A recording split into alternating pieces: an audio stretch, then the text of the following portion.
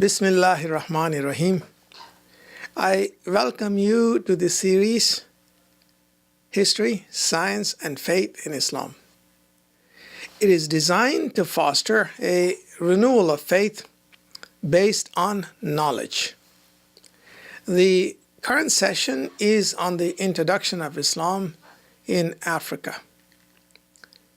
Africa, alone among the continents, has a majority Muslim population. Africa gave the Islamic world its first muezzin, Bilal ibn Rabah. It was home to its greatest historian, Ibn Khaldun, and the birthplace of its best-known traveler, Ibn Battuta. It produced one of its few genuine mass movements, the Murabitun movement, and provided the manpower for the injection of Muslim political military power into southwestern Europe. It bankrolled the Muslim world with treasures of gold in its historic struggles with the Crusaders and the Mongols, and enriched Europe and Asia alike with its human energy and its rich heritage of music, art, culture, and history. Yet, it is astonishing how little attention is paid to the history of Muslims in Africa. At best, Africa, along with Indonesia and China, receives a marginal treatment from Muslim historians. It is almost as if Africa is a footnote to West Asia. This is all the more surprising considering that 250 million Muslims, constituting almost 20% of all Muslims in the world, live in Africa, while another 250 million live in Indonesia, Malaysia, and China. One may advance several reasons for this neglect. Oriental scholarship is focused on the Middle Eastern character of Islam, embracing primarily the Arab element and including as a corollary the Turkish and Persian elements. In the larger context, African Muslim history suffers from the same neglect that characterizes Africa in general. One may legitimately infer that European denial of African history is in part a deliberate attempt to deny the African his historical past, which was not less brilliant than that of medieval Europe. How else can you justify the transatlantic slave trade that lasted more than 300 years and resulted in the forced shipment of 100 million men, women, and children? To enslave a continent, you have to first dehumanize it. Until recent times, Africa was referred to as the Dark Continent, bereft of historical or civilizational achievements. Muslim scholarship, aping the West during the colonial era, went along with this denial. Only now is the historical contribution of African Muslims to Islamic history receiving the attention it so richly deserves. Africa is a vast continent, second only to Asia in size, and 5 times the size of Europe. It is home to the most desolate deserts, and it has some of the thickest forests. The great expanse of the Sahara separates the Mediterranean world from the rest of Africa. The Nile snakes through the eastern desert, giving life to a narrow patch of green, sustaining more than 80 million people in Egypt and Sudan. West of Egypt lies the great Libyan desert, uninhabitable except for a narrow strip close to the Mediterranean. The Atlas Mountains cover the northwestern territories, embracing Algeria and Morocco, and protrude into Spain. South of Mediterranean Africa, extending a broad swath, is the Sahara, the largest and the harshest desert on the planet Earth. It occupies an area of more than 3 million square miles, almost the size of the United States. Only a few well-defined trade routes traverse this vast terrain, providing civilizational links between the Mediterranean and sub-Saharan Africa. The modern states of Mauritania, Mali, Algeria, Niger, Chad, Libya, Egypt, and northern Sudan lie partly or wholly in the Sahara. South of the Sahara lies an equally expansive swath of grassland and agricultural land, watered by the great rivers the Niger and Senegal in the west, and Nile and its tributaries in the east. This area, which is also the size of the United States, is the historical Sudan. Today, this territory is occupied by the modern states of Senegal, Gambia, Guinea-Bissau, Guinea, Mali, Upper Volta, Nigeria, Niger, Cameroon, Chad, Sudan, Ethiopia, and Somalia. The reader, the listener, should not confuse historical Sudan with the modern state of Sudan, which lies south of Egypt. Historical Sudan is a much larger area embracing the entire territory south of the Sahara from the Atlantic to the Indian Ocean. East of the Ethiopian highlands, the terrain once again changes to the Somali pastures and the desert. As one traverses southward towards the equator, the grasslands change to a dense forest.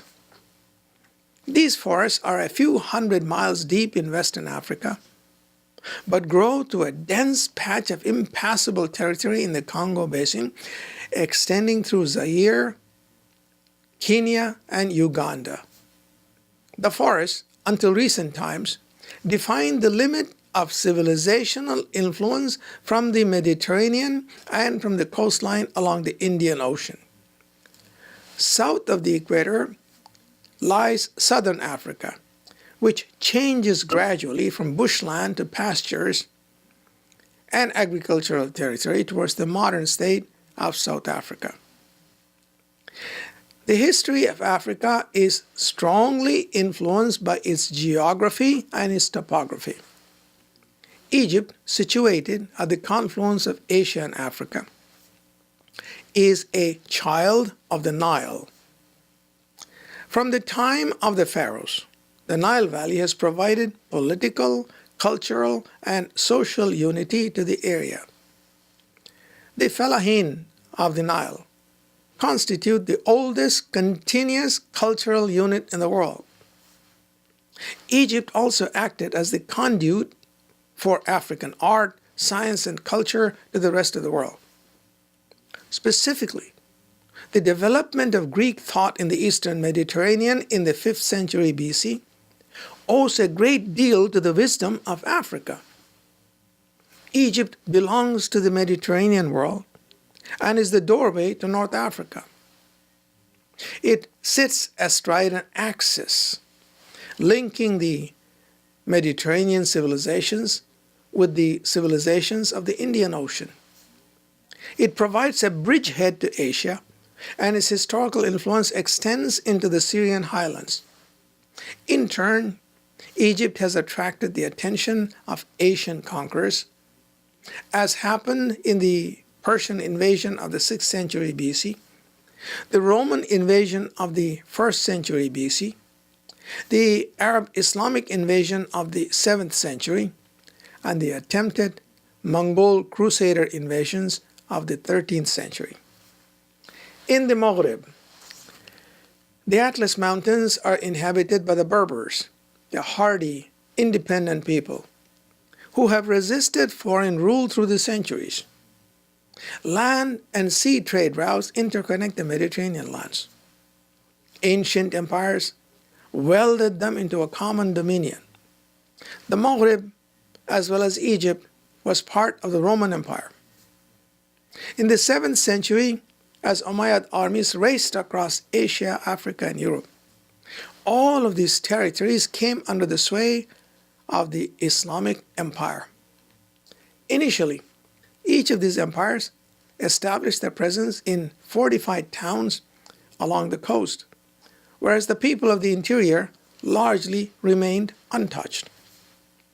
Consequently, a certain tension between the settled city population and the pastoral nomadic population of the hinterland has always existed in the Maghreb.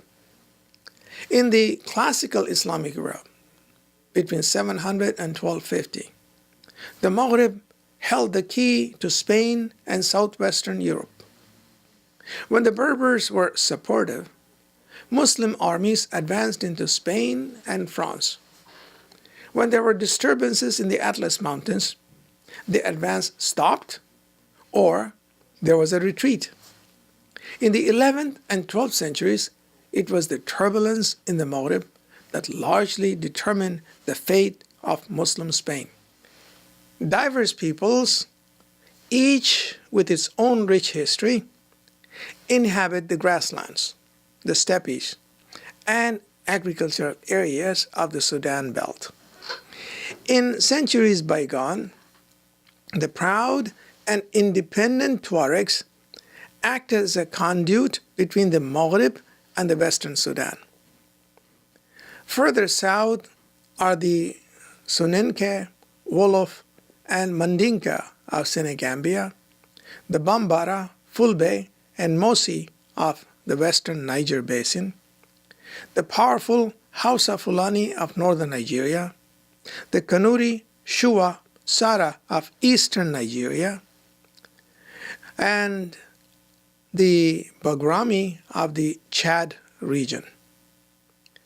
The Sudan belt is connected to the Mediterranean by the caravan trade routes. From ancient times, 5 broad routes are identifiable. The first one leads from Morocco through Marrakesh through Mauritania and Senegambia. The second one starts from Dujja in eastern Morocco through Bekkar in western Algeria and ends in the ancient cultural center of Timbuktu in Mali. The third leads from Algeria and Biskra to Agadez in Niger and ultimately Kano in Nigeria. The fourth is an east-west route connecting the northern Nigeria, Jamina in Chad, to Al-Ubaid in modern Sudan, and ultimately to the Red Sea. The fifth one connects Yemen and Hejaz through the Red Sea and Ethiopia. There were also continuous trade contacts from ancient times between Oman and the Persian Gulf regions with the Eastern African shores. These trade routes were the conduits not only for a two-way exchange of men and material, but also ideas. One such sublime idea was the idea of Islam. Africa was in the cradle of Islam. Among the most honored companions of the Prophet, Muhammad sallallahu alaihi wasallam, was Bilal ibn Rabah radiallahu anhu, the first muazzin of Islam. The proximity of Hijaz to Abyssinia ensured continuous contacts between Africans and Arabs of Mecca. When enmity of the pagan Arabs to the mission of Islam was at its height, the Prophet ﷺ ordered some of his companions to migrate to Abyssinia. Several waves of believers did migrate, circa 620 CE, and were received with honor by the Negus, king of Abyssinia. These emigres returned to Mecca when peace was established between the Muslims and the pagans, but contacts continued, and the highlands of Ethiopia were the first in Africa to hear the call of Islam. According to oral traditions in Western Africa, some of the descendants of Bilal ibn Rabah migrated to Malel, the Arabic name for Mali.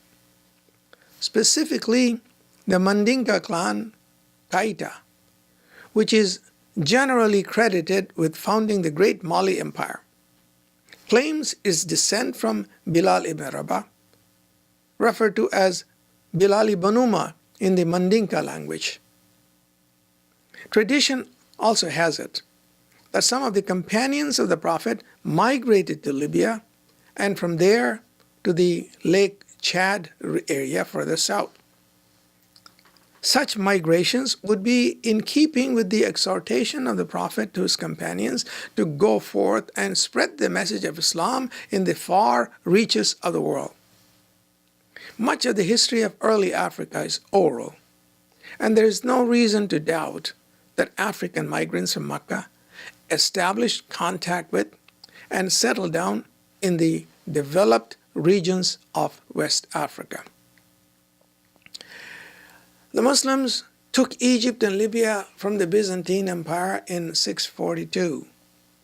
Islam transformed and uplifted the decaying Byzantine civilization in Egypt, imparted to it a transcendence based on Tawheed, so that the land of the Nile became a cradle of the nascent Islamic civilization. Within 40 years of the conquest of Egypt, Umayyad armies had reached the Atlantic Ocean. Uqba bin Nafi, the conqueror of the Maghrib, founded the city of Qayrawun circa 670 CE in modern Tunisia. According to some accounts, Uqba bin Nafi led an expedition towards Mauritania. The Kunta tribe of Senegambia claimed their descent from Uqba bin Nafi. The Kuntas are a distinguished tribe of learned men who in the course of time produced great scholars like Sidi Muhammad al-Kunti, who had a profound impact on the introduction of Islam into West Africa. Sidi Muhammad's son, Sidi al-Bakai, introduced the Qadariya order into West Africa in the 15th century.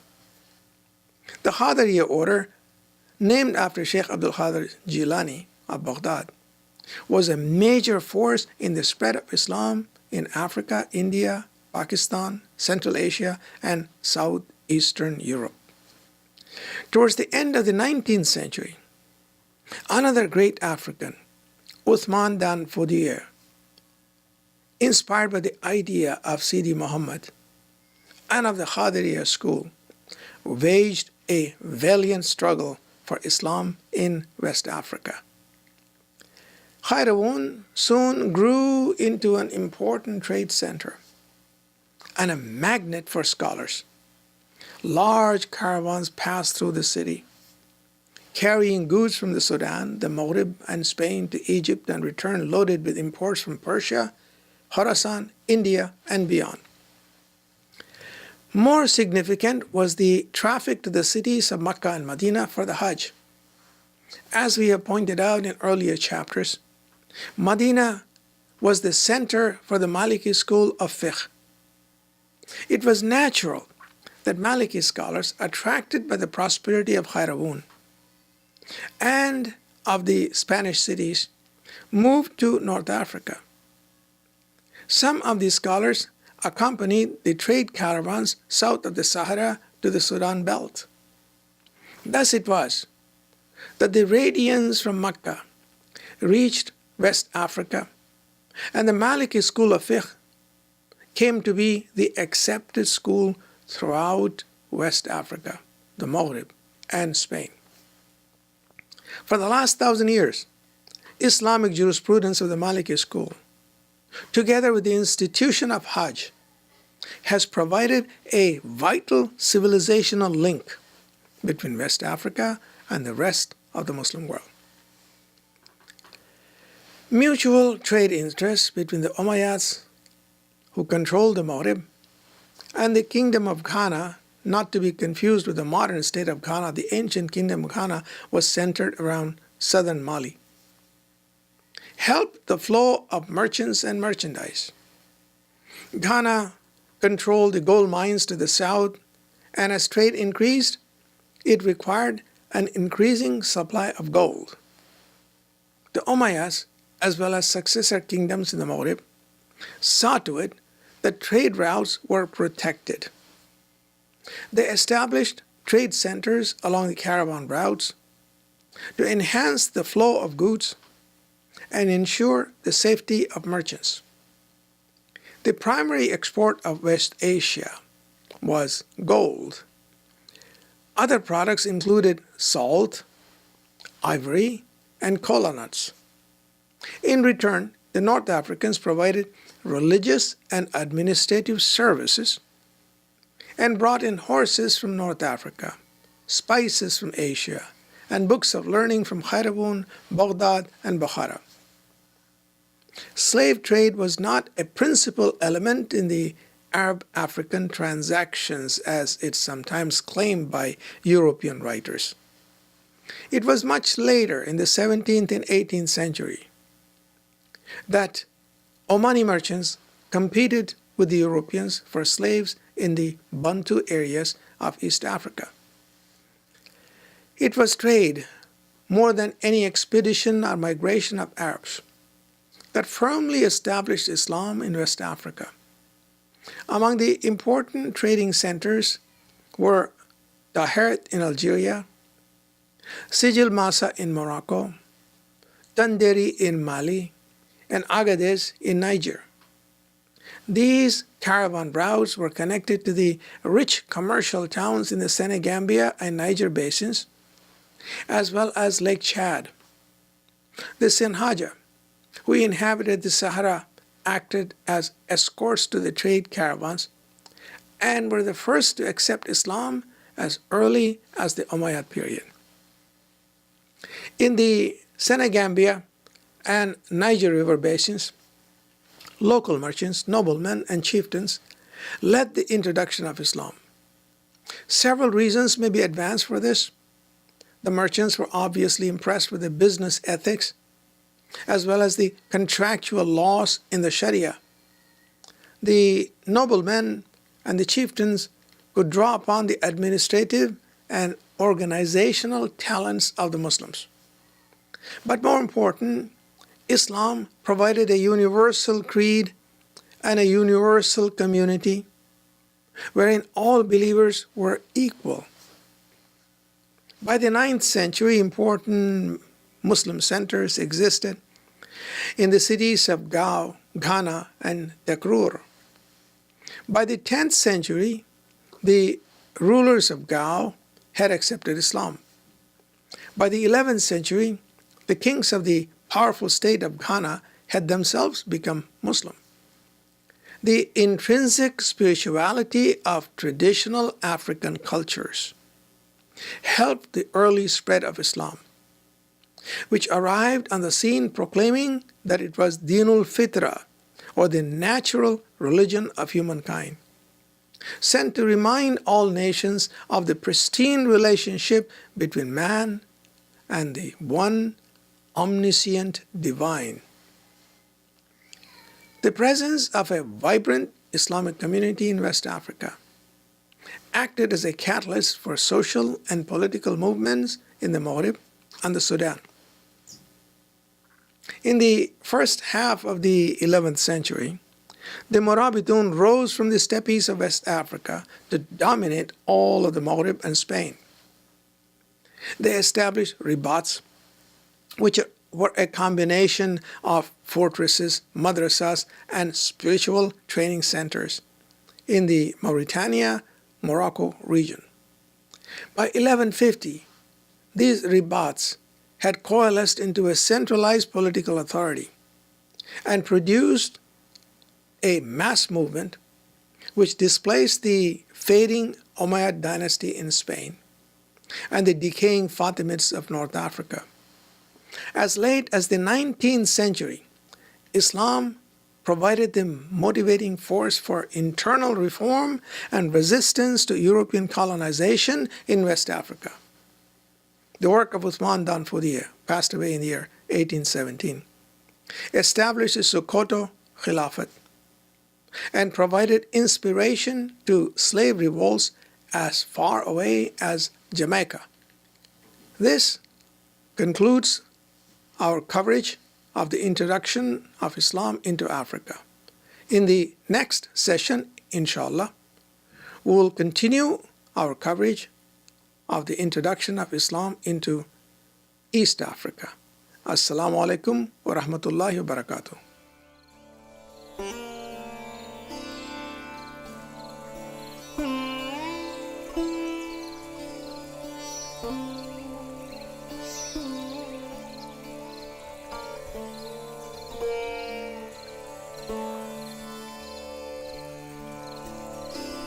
Mm-hmm.